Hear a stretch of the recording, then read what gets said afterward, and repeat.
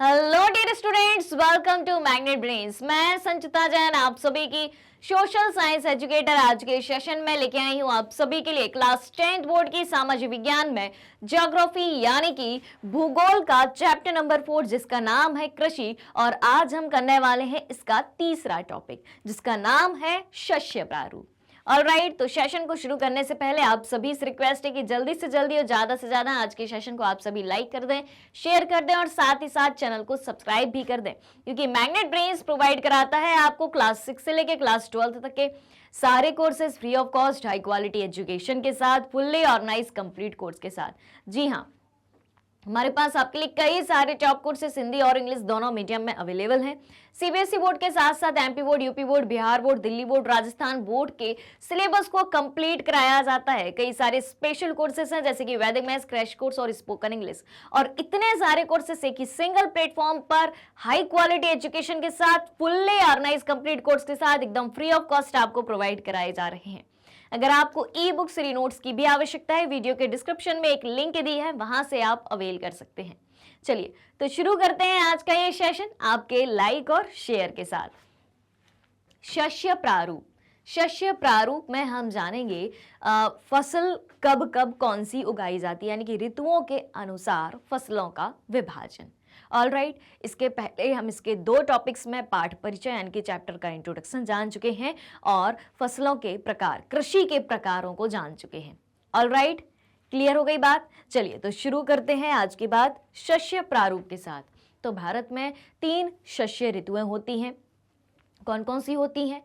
रबी, खरीफ और जायद। शस्य ऋतु यानी कि कृषि ऋतु की बात हो रही है। तो जब कृषि ऋतु की बात आती है तो हम उसे रबी, खरीफ और जायद के नाम से जानते हैं। लेकिन अगर हम इनको मौसम के अनुसार देखें तो रबी की फसल जो है अक्टूबर नवंबर में बोई जाती है और मार्च में काट ली जाती है। खरीफ की फसल जून जुलाई में बो के अक्टूबर में काट लेते हैं। जायद की फसल कब बोते हैं, कब काटते हैं? मार्च से लेकर जून तक का सीजन इनका होता है। ऑलराइट, तो डिटेल में जाने अब इनको। रबी की फसल, रबी की फसल क्या होती है? तो रबी फसलों को शीत ऋतु में अक्टूबर से दिसंबर के मध्य बोया जाता है। कब से कब तक? रबी फसलों को शीत ऋतु में अक्टूबर से दिसंबर के मध्य बोया जाता है। ठीक है, ये हो गया इनका टाइम। तो जैसे हम इनकी फसल की बात करें रबी की, ठीक है, अक्टूबर से दिसंबर के मध्य बो दिया, यानी कि हम इसको क्या मान लें? नवंबर मान लें क्या? चलिए, तो नवंबर से इनका काम चालू हो जाता है और ग्रीष्म ऋतु में अप्रैल से जून के मध्य यानी कि कहा जाए तो अप्रैल तक काट लिया जाता है, अप्रैल के लास्ट तक काट लिया जाता है। अब इसमें क्या क्या आता है? गेहूं, जौ, मटर, चना, सरसों कुछ मुख्य रबी फसलें हैं। ठीक है, अब इनको याद करने की ट्रिक क्या होती है? याद करने की ट्रिक क्या होती है? पहले तो हम एक बार फसलों को अलग से लिख लेते हैं। गेहूं है, जौ, मटर, चना, सरसों, ये सारी फसलें जो है इसमें आती हैं। ठीक है, अब क्या होता है? अब क्या होता है भाई? रबी की फसलों को याद कैसे किया जा सकता है, उसकी ट्रिक को ध्यान से सुनना। रबी, रबी से एक शब्द हम निकालेंगे रवि। रवि का मतलब क्या होता है भाई साहब? बताओ, रबी का मतलब क्या होता है? रबी का मतलब क्या होता है? रबी का मतलब होता है सूरज, होता है कि नहीं? रवि, ओनली रवि की अगर हम बात करें, ओनली रवि की बात करें तो रवि का मतलब होता है सूरज। ठीक, रवि, रबी शब्द से हमने निकाला है रबी, रवि। ठीक है, अब सूरज तेज कब चमकता है भाई साहब? कब चमकता है? मार्च, अप्रैल, मई, जून तक तेज चमकता है सूरज, और तभी इन फसलों का समय होता है, यानी कि काटने का समय होता है इन फसलों के। ठीक है, अप्रैल तक ये फसलें काट ली जाती हैं। क्लियर हो रही है बात? तो जब सूरज तेज चमकता है तब रबी की फसलों को काटा जाता है। रबी शब्द से हमने निकाला रवि, और रवि का मतलब होता है सूरज। ठीक है, अब आपके घर में गेहूं कब आता है? अप्रैल, मई, मई तक गेहूं आ जाता है सभी के घरों में। जौ, मटर, मटर कौन सा मटर, जब जो मटर हम ठंडों में खाते हैं फिर वो सूख के क्या हो जाता है, सूख जाता है, तो हरा वाला जो मटर होता है वो मटर। चना, सरसों, ये सब कब की फसलें हो जाती हैं, ये सब फसलें हो जाती हैं आपकी रबी की फसलें हो जाती हैं। ऑलराइट, अब बारी आती है खरीफ की फसलों की। खरीफ की फसलें देश के विभिन्न क्षेत्रों में मानसून के आगमन के साथ बोई जाती हैं। जैसे ही देश में मानसून आता है, मानसून वर्षा ऋतु का प्रारंभ होता है, तब ये फसल बोई जाती है और सितंबर अक्टूबर में इसे काट लिया जाता है। और इस ऋतु में बोई जाने वाली मुख्य फसलों में कौन कौन सी हैं, वो हैं चावल, मक्का, बाजरा, तुअर यानी अरहर, मूंग, उड़द, कपास, जूट, मूंगफली और सोयाबीन शामिल होते हैं। तो खरीफ की फसलों का मौसम कब से कब तक हो गया, हम मान लेते हैं जुलाई से, ठीक, जुलाई से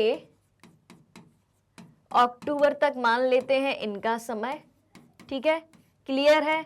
मानसून पर ये फसलें डिपेंड करती हैं क्योंकि इन फसलों को ज़्यादा पानी की आवश्यकता होती है, ठीक है। तो चावल, चावल की खेती कैसे होती है, धान का पौधा जो है एकदम पानी में डूबा हुआ दिखाई देता है, इसलिए ये फसल मानसून में उगाई जाती है। मक्का, बाजरा, तुअर, अरहर, मूंग, उड़द, कपास, जूट, मूंगफली, सोयाबीन, ये सब कब आते हैं, वर्षा के मौसम में उगाए जाते हैं, ठीक है, क्लियर हो गई बात। अब क्या है, जायद की फसलें हैं। जायद की फसलें रबी और खरीफ फसल ऋतुओं के बीच बोई जाती हैं।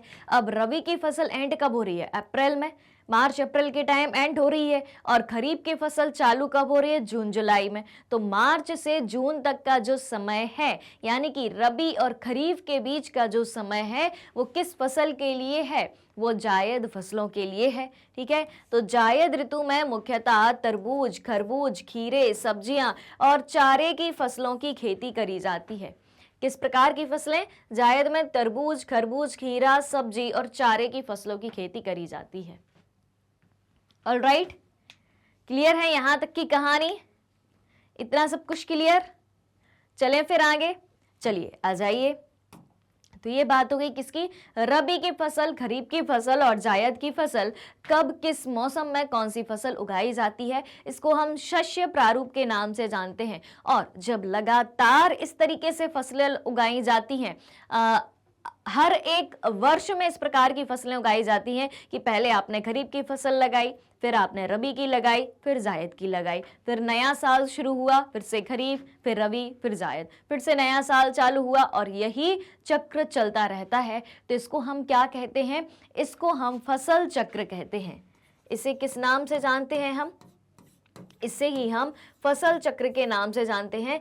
यानी कि जब इस प्रकार से खरीफ, ठीक, रबी, जायद, ठीक, इस प्रकार से फसलें उगाई जाएं और लगातार ये प्रक्रिया चलती रहे, तो इसे हम क्या कहेंगे, इसे हम फसल चक्र कहेंगे। क्लियर है। और फसल चक्र क्यों जरूरी होता है, फसल चक्र मिट्टी की पैदावार बनाए रखने के लिए बहुत ज़्यादा जरूरी होता है। अगर फसल चक्र को अपनाया जाता है, अलग अलग मौसम में अलग अलग प्रकार की फसलें उगाई जाती हैं, तो मिट्टी की जो स्वयं की उपजाऊ क्षमता होती है, मिट्टी की जो प्राकृतिक उर्वरता होती है, ठीक है, नेचुरल फर्टिलिटी होती है, वो हमेशा बनी रहती है। इसलिए हमेशा अगर आप खेती का काम कर रहे हो तो फसल चक्र को बरकरार रखना चाहिए। तो ये हो गए आपके तीन प्रकार, शस्य ऋतु, शस्य प्रारूप हो गए। ऑलराइट, और इसी के साथ आज का ये सेशन यहीं पर खत्म होता है। अगर इसमें कोई डाउट है, बहुत ही छोटा सा वीडियो था क्योंकि इन्फॉर्मेशन बहुत छोटी थी, लेकिन बहुत ही महत्वपूर्ण इन्फॉर्मेशन थी, ठीक है। तो अगर आपको चीज़ें पसंद आई हो, आज के सेशन की सारी चीज़ें, तो वो भी कमेंट कर देना है। और अगर कोई भी डाउट हो, कोई भी सवाल हो, वो भी कमेंट बॉक्स में लिख के भेज देना है। आपके हर एक सवाल का जवाब दिया जाएगा। तो चलिए चलते हैं और मिलते हैं अगले सेशन में इस चैप्टर के अगले टॉपिक के साथ। जल्दी से नोटिफिकेशन बेल आइकन को प्रेस कर दीजिए ताकि जैसे ही नेक्स्ट वीडियो अपलोड होता है आप तक तुरंत पहुंच जाए, आप उसको ज्वाइन कर पाएँ। ऑलराइट, चलिए तो चलते हैं और मिलते हैं जल्दी ही। तो अगर आप हमारे डेली के लाइव सेशन और रिकॉर्डेड सेशन से जुड़ना चाहते हैं, सारी चीज़ें उपलब्ध हैं मैग्नेट ब्रेन्स के यूट्यूब चैनल, वेबसाइट और एप्लीकेशन पर। मैग्नेट ब्रेन्स इंडिया का number 1 100% free online education platform है। इसके अलावा अगर आप ई बुक्स फ्री नोट्स भी चाहते हैं, उसकी लिंक भी वीडियो के डिस्क्रिप्शन बॉक्स में दी गई है, वहां से आप अवेल कर सकते हैं। हमारे पास आपके लिए कई सारे टॉप कोर्सेस हिंदी और इंग्लिश दोनों मीडियम में अवेलेबल हैं। CBSE board, Delhi board, Bihar board, UP board, MP board, Rajasthan board के सिलेबस को कवर कराया जाता है। कई सारे स्पेशल कोर्सेस हैं हमारे पास, वैदिक मैथ्स क्रैश कोर्स और स्पोकन इंग्लिश, और इतने सारे कोर्सेस एक ही सिंगल प्लेटफॉर्म पर हाई क्वालिटी एजुकेशन के साथ, फुली ऑर्गेनाइज कंप्लीट कोर्स के साथ एकदम फ्री ऑफ कॉस्ट आपको प्रोवाइड कराए जाते हैं। मैग्नेट ब्रेन्स यूट्यूब के अलावा अदर सोशल मीडिया प्लेटफॉर्म जैसे कि Facebook, Instagram, Twitter, Telegram, WhatsApp पर भी उपलब्ध है। आप हमें यहाँ भी फॉलो कर सकते हैं, यहाँ से भी सारी जानकारी प्राप्त कर सकते हैं। तो आज के सेशन को ज़्यादा से ज़्यादा लाइक और शेयर करते हुए चैनल को सब्सक्राइब भी करना है। हमारे साथ बने रहिए, जुड़े रहिए, पढ़ते रहिए, खुश रहिए। Thank you so much.